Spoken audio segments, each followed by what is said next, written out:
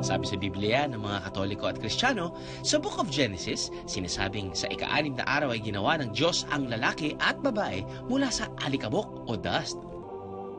At nagmula tayo sa dalawang unang tao na kanyang nilikha, sina Adan at Eva. At sa ibang araw naman daw, ginawa ang mga hayop gaya ng mga unggoy.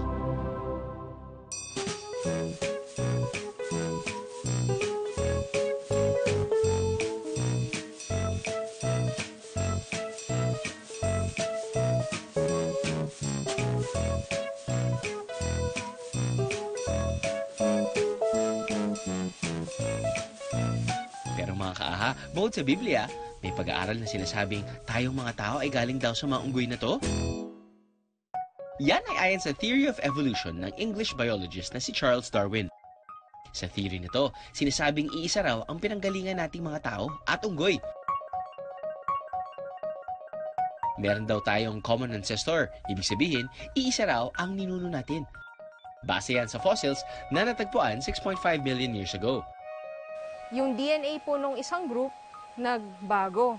So, yung tinatawag po nating mutation. Diba? So, pagka nag-mutate yung DNA, so pwedeng magkaroon ng change dun sa organism mismo. Ang DNA o deoxyribonucleic acid ay maliliit na molecule sa loob ng cells ng isang tao o hayop. Ito ang nagdadala ng genetic identity natin. Ayon sa pag-aaral ni Darwin, nagkaroon lang daw ng pagbabago sa komposisyon ng DNA ng mga unggoy noon. Kaya na-develop bilang tao sa paglipas ng mahabang panahon. Alam nyo ba ayon sa pag-aaral mula sa Emory University sa Atlanta, USA, sinasabing meron daw hanggang 95 to 98% na pagkakapareho ang DNA ng ibang species ng unggoy at tao.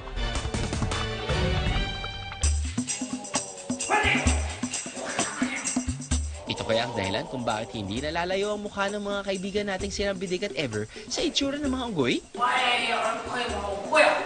Just kidding, guys. Ang unggoy at mga tao ay nabibilang sa iisang grupo, ang primates. Ang mga primates po kasi, bali yung mga unifying characteristics nila. So una, yung mga mata, always facing forward. Tapos yung ating snout ay reduced or mas, kumbaga, mas maikli kumpara sa sabihin natin mga aso. Bukod sa itsura, may pagkakawig din daw ang kilos ng mga unggoy at tao. Noong unang panahon hanggang ngayon.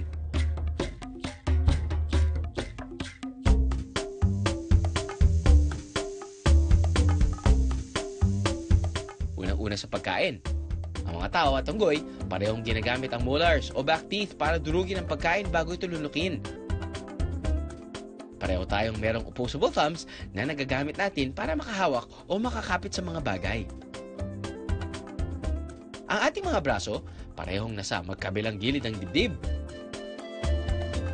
At sa loob naman ng katawan, pareho ang arrangement ng ating organs at ang mga unggoy.